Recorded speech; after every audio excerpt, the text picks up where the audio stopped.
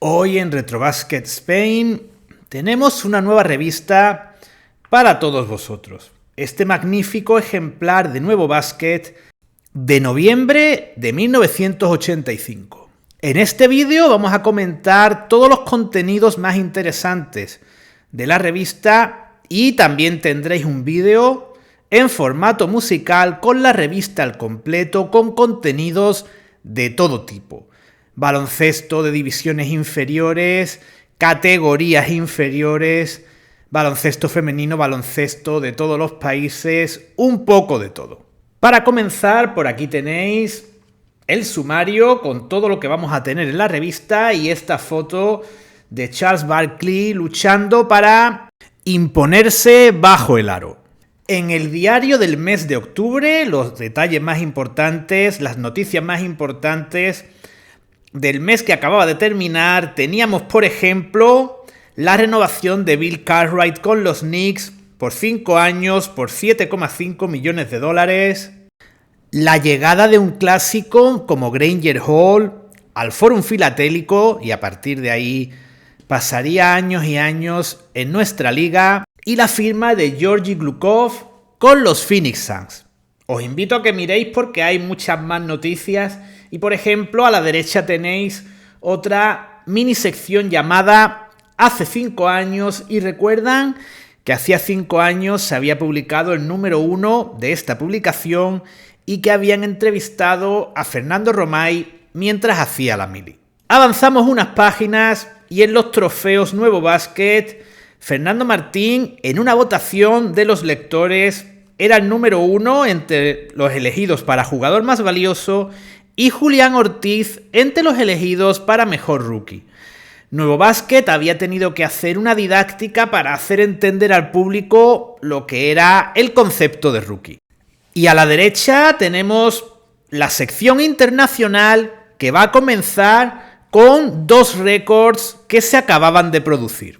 Por un lado, Petrovic con la Cibona de Zagreb en un partido de Liga Yugoslava se había ido a los 112 puntos. Algo de lo que nos hablaban mucho cuando comentaban los partidos de la Cibona de Copa de Europa, pero que tenía su truco. La Cibona se había enfrentado a un equipo cuyos jugadores estaban en huelga y que había enviado a los juniors para jugar frente a la Cibona.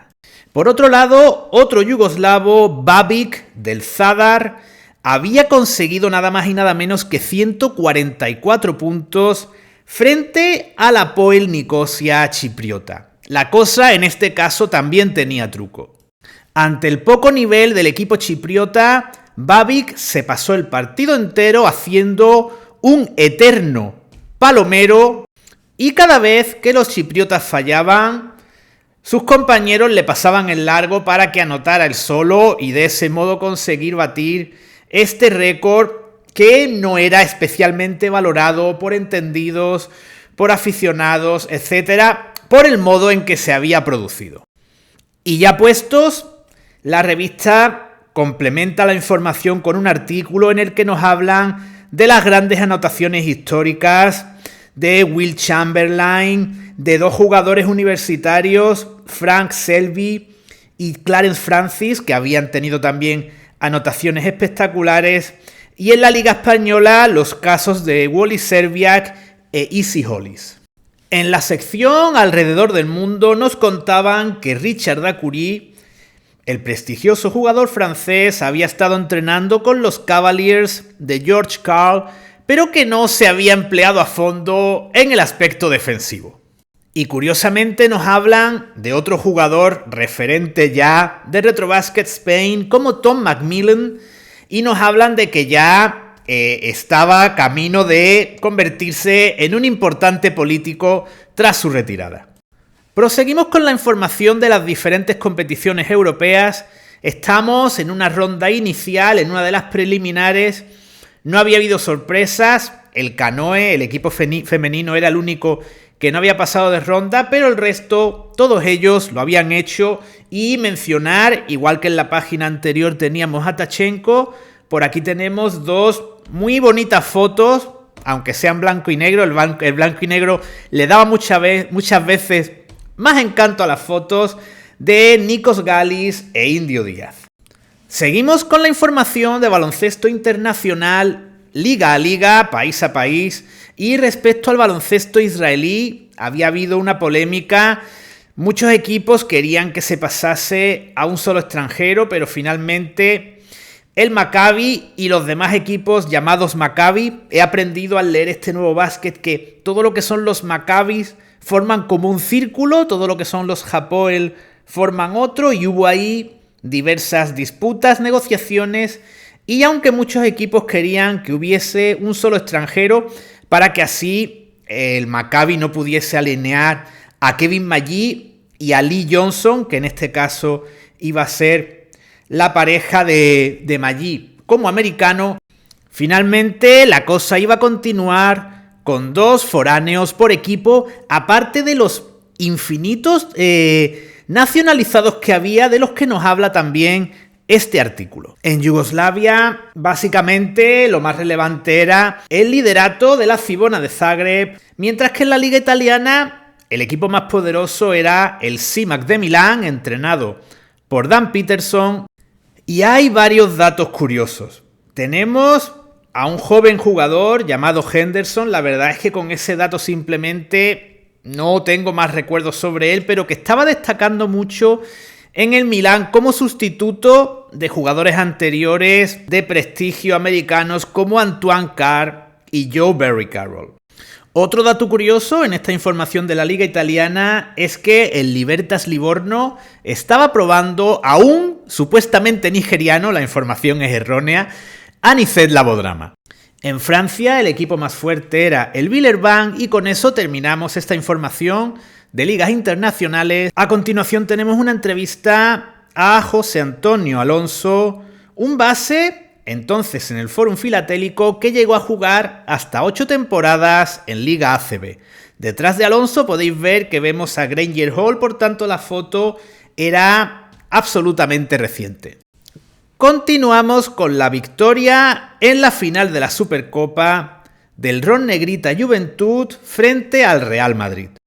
Una victoria clara por 91-104 que ya permitía en muchos de los contenidos posteriores de la revista albergar muchas esperanzas a los redactores de Nuevo Básquet en torno a que el Juventud se convirtiese en una tercera potencia y que disputase los títulos a Real Madrid y Barcelona. Y la verdad es que viendo la foto de toda la plantilla con jugadores que después se fueron bastante pronto del equipo, como Andrés Jiménez y Rafa Vecina, era lógico que hubiera un gran optimismo en torno al potencial de este equipo. El resto de fotos la verdad es que también son muy destacables y aparecen muchos de los protagonistas de ambos equipos. Finalmente en la siguiente página tenemos una foto de Fernando Martín intentando anotar ante uno de los 2 americanos del Juventud en aquel entonces, Art Housey, ante la mirada de José Antonio Montero. Dejamos atrás varias páginas que podéis ver en la versión musical y tenemos aquí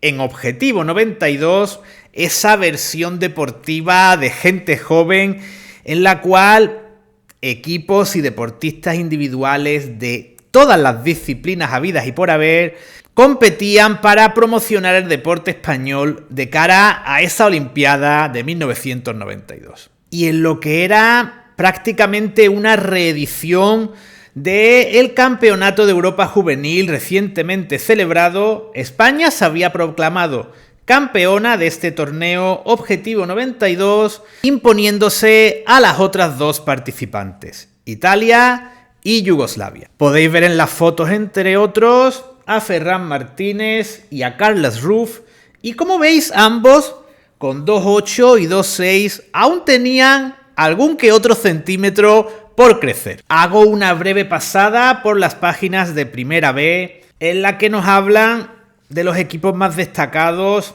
en ese momento, entre los que destacaban al Oximesa Granada, al cual el pabellón se le estaba quedando pequeño ante la gran demanda de entradas.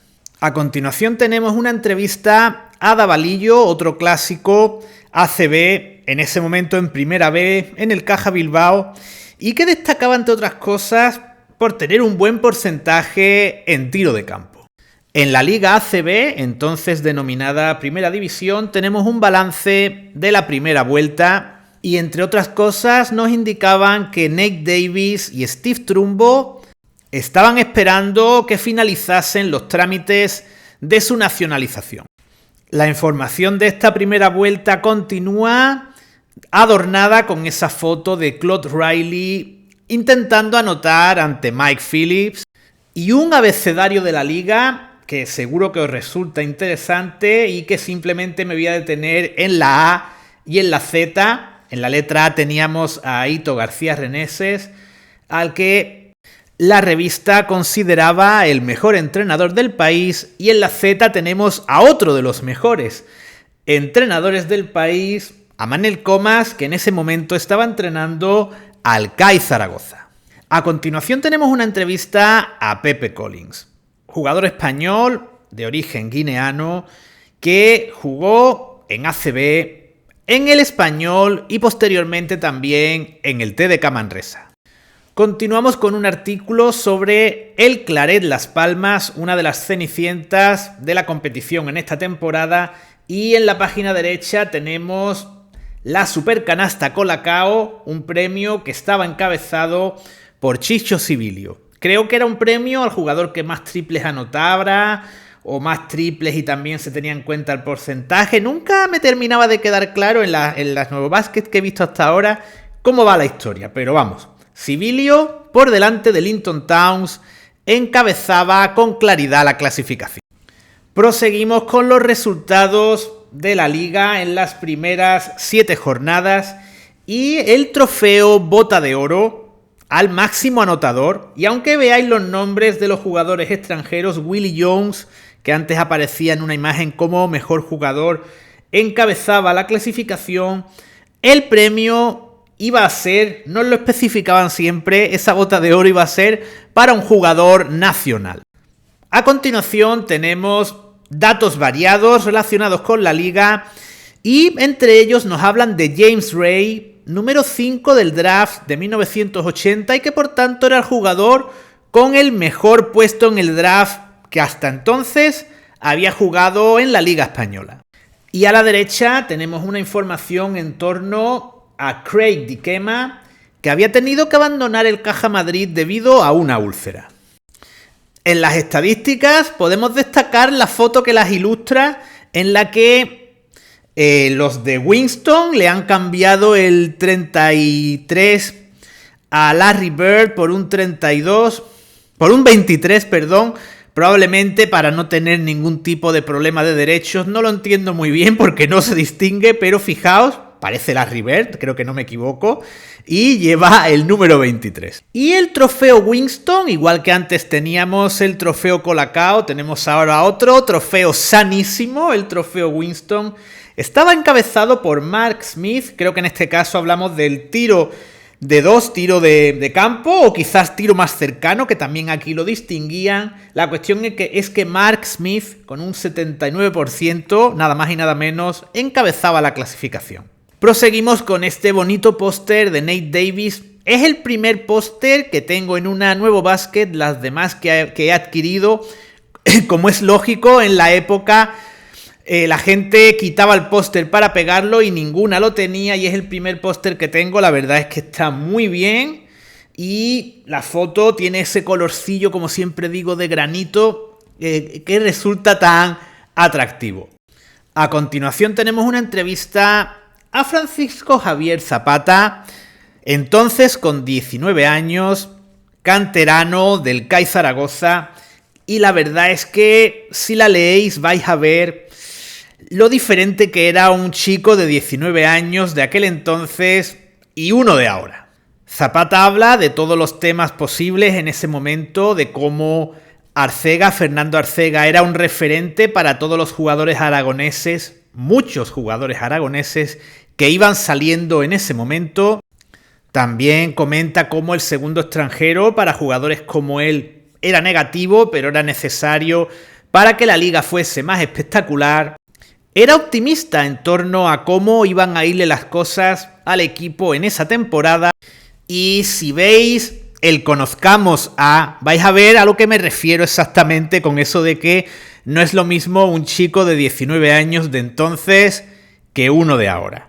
En cultura, su escritor favorito era Michael Ende, poeta Gustavo Adolfo Bécquer, músico Vivaldi, periodista Francisco Umbral, cantantes Stevie Wonder, actriz Bo Derek, actor Dustin Hoffman, libro La historia interminable, es decir, lo cojamos por donde lo cojamos, evidentemente jugadores favoritos, europeo Fernando Martín, del mundo Michael Jordan, y su entrenador favorito no podía ser otro que Manel Comas. Pero si veis todos esos gustos y si leéis cómo se expresa durante la entrevista, vais a tener claro que nuestra juventud está claramente involucionando. Hay que arrebatarles los móviles inmediatamente. Y otro ejemplo de ello lo tenemos en las cartas al director. La verdad es que están muy interesantes. Sí me gustan dos de ellas especialmente. Me voy a detener muy brevemente en ellas. En primer lugar, la que se titula En Brooklyn. Os invito a leerla porque el vocabulario utilizado por el chico que manda la carta nos indica la libertad a la hora de expresarse que teníamos en ese momento. Esta revista era realmente avanzada, realmente podríamos decir que progresista, inclusiva, le podemos poner cualquier adjetivo moderno a la revista y no había ningún problema con toda esa mentalidad en que este chico utilizase un determinado adjetivo para referirse a los chicos que jugaban en las canchas de Brooklyn. Yo personalmente al leerlo no he detectado ningún aspecto despectivo y creo que vosotros tampoco lo vais a notar. Y finalmente la última carta, titulada Dos tesis. Hay un montón de cartas en torno a una polémica que había entre los aficionados de la demencia y los de otros equipos, especialmente los del Real Madrid. Y este chico, con 12 años, aparece indicada su edad, se expresa con un léxico que os aseguro, porque tengo oportunidad de leer cómo escriben chicos de a lo mejor 18, 19 años hoy en día, pues este chico con 12 años escribe mejor que cualquier adolescente que esté acabando el bachillerato. Y llegamos a la sección Aquí América, que seguro que muchos es la que estáis esperando. Vamos a ver cómo se planteaba, cómo se presentaba la temporada 85-86. Vemos a Magic, el actual campeón con los Lakers de la competición. Tenemos un artículo sobre los Bulls de Michael Jordan que se habían reforzado en esa temporada con Jim Banks. Y fijaos, por ejemplo, en qué espectacular foto a la derecha en la cual Michael Jordan va a anotar ante otro jugador famoso en nuestro canal como Pat Cummings. Y a la derecha, el jugador que tenemos es Eddie Lee Wilkins, otro conocido del canal, que la verdad es que está irreconocible. Su cambio físico de sus años mozos a sus años ya como veteranos es más que notable. Se queda sin pelo, gana peso y la verdad es que cuesta incluso reconocerle. Tenemos ya lo que va a ser el resumen de lo que son todos los equipos, de las expectativas que había en torno a todos ellos y fijaos qué espectacular foto a doble página de un salto entre dos entre Boston Celtics y Philadelphia 76ers. La verdad es que la foto se comenta por sí sola. Lakers y Celtics eran los claros favoritos, aunque en los Lakers echaban de menos a alguien más para ayudar a Kareem Abdul-Jabbar, aparte de el jugador que habían elegido, al menos en ese momento es el que aparece por aquí, que era Chuck Nevitt. Curiosamente, el resto de equipos que apuntaban como aspirantes, encabezados por los Sixers, eran todos del oeste. Nos hablan de Sixers, de Bucks, de Pistons, de Bullets, incluso todos equipos del oeste. También hablan mucho de Jeff Ruland, evidentemente al ser un jugador que había pasado por aquí, siempre era objeto de comentario en la revista porque iba a ser algo llamativo para el lector. Y estamos ante un año de apertura ya de la NBA, iban a empezar a llegar jugadores de muchos países, nos aparecen aquí que iban a llegar jugadores canadienses, alemanes, sudaneses, ya sabéis de quién hablamos, búlgaros, haitianos, aparte de Patrick Ewing, que evidentemente era caso aparte. Y tenemos aquí un artículo en el que nos indican que era el jugador en torno al cual desde hacía muchos años había más expectación, incluso más que la que pudo haber en torno a un Michael Jordan que, digamos, que nadie le regaló nada y se ganó en la cancha el ser el jugador en torno al cual había más expectación cada vez que los Bulls llegaban a cualquier cancha de la competición. De todos modos, eran realistas en el artículo y quedaba claro que los Knicks no se iban a convertir en un equipo con opciones al título de la noche a la mañana y que iban a hacer falta unos añitos para ello. También es interesante ver cómo nos hablan de los rookies que se iban a incorporar a la competición en ese año y sobre todo me ha llamado la atención sobremanera el gran fragmento en el que hablan de Keith Lee, eterna promesa de la que hablamos hace poco y que aquí ponen auténticamente por las nubes, para que veáis que realmente era un jugador en torno al que había una gran expectación. Lo definían como un jugador completísimo y que podía jugar en muchísimas posiciones en la cancha y que podía aportar a los Cleveland Cavaliers múltiples cosas en ambos lados de la cancha. Finalmente, como visteis, y si no lo visteis, os recomiendo que lo veáis, la carrera de Keith Lee quedó en nada. Y curiosamente, el último de los rookies de los que hablan, de los jugadores que se iban a incorporar, es Karl Malone, que era un auténtico underdog, podríamos decir, y no era especialmente conocido entre expertos ni entre aficionados. Por tanto, su rendimiento después probablemente cayó muchas bocas. Y a la derecha, para satisfacer a la legión de fans de Manute Bol, tenemos un artículo dedicado a Manute Bol y a la preparación física que estabas teniendo para incorporarse a la NBA. Vemos que era un jugador muy delgado al que querían conseguir muscular para que pudiese afrontar la competición y la verdad es que parece que el optimismo era excesivo y Bob Ferry hablaba de un jugador que podía tirar con gracia, le falta decir gracia y salero. Y como siempre interesantísimo y como siempre sé que esos documentos relacionados con Manute Bol son muy bienvenidos por muchos de vosotros. Ya casi terminando, tenemos todos los equipos de la NBA para esa temporada. Ahí tenéis los datos equipo a equipo con dorsales, información de años jugados en NBA. Los que eran rookies aparecen con una R. Podemos ver los nuevos jugadores de cada equipo que aparecen en la parte derecha, cómo se había reforzado cada equipo. Destaca por supuesto Boston con Bill Walton. En Chicago, fijaos que lo habían hecho muy bien con Jervin, Jim Banks, Kyle Macy y Charles Oakley. Y siempre podríamos plantearnos eso que os gusta tanto a muchos, el what if. Pero en el caso de los Bulls de esta temporada, creo que no habría importado si Jordan se hubiese lesionado o no. Lo único que habría variado, creo, es que Chicago probablemente habría avanzado varias rondas. Quizás más de una, quizás más de dos. Pero en final de conferencia, incluso con unos mejores resultados en temporada regular que lo hubieran puesto, vamos a tirar por alto como segundo clasificado de todo el este. Cosa que si Jordan no se hubiese lesionado, quién sabe, igual es mucho, pero si el equipo llegó a playoffs sin Jordan, quién sabe, probablemente ya os digo, se ha descabellado, pero incluso poniendo, subiera lo que hubiera subido, no importa porque en final de conferencia creo que los Boston Celtics habrían sido un equipo invencible y un escollo insalvable para esos Chicago Bulls. Y las dos fotos que tenemos son realmente curiosísimas, con Michael Richardson marcado por Gus Williams y la foto central, una pena que esté entre página y página y que así quede un poco estropeada entre Jeff Ruland y Mike Gminski. Foto, ya os digo, me encanta, pero no se puede ver bien por ese estar entre página y página.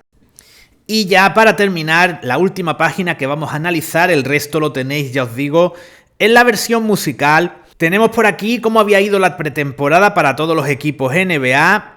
nos mencionan que Lakers y Celtics no habían salido muy bien parados, pero es que se habían enfrentado. En esa pretemporada había tanto interés en ver a los dos equipos que incluso en pretemporada los enfrentaban y me imagino que las audiencias serían muy destacables. Tenemos también una lesión de Larry Bird, que en esa temporada estuvo sano, no tuvo problema, pero que ya hacía desgraciadamente atisbar lo que estaba por venir en años posteriores. E igualmente vemos cómo los inicios de Ewing en la NBA no iban a ser nada fáciles y a pesar de todo lo que habían hablado de él en páginas anteriores, en su partido de debut, los Sixers de Moses Malone pasan por encima de esos Knicks, de este rookie, de este debutante, Patrick Ewing. Y con los langostinos que servían de anuncio de contraportada de la mayoría de Nuevo Baskets que he visto hasta ahora, despedimos este vídeo. Espero que os haya gustado, espero que toda la información os haya sido de interés, que hayáis descubierto, aprendido, recordado muchas cosas y ya sabéis, en muy breves momentos lo vais a tener también formato musical sin comentarios para los que queráis ver todas las páginas sin comentarios, sin interrupciones y en un solo vistazo.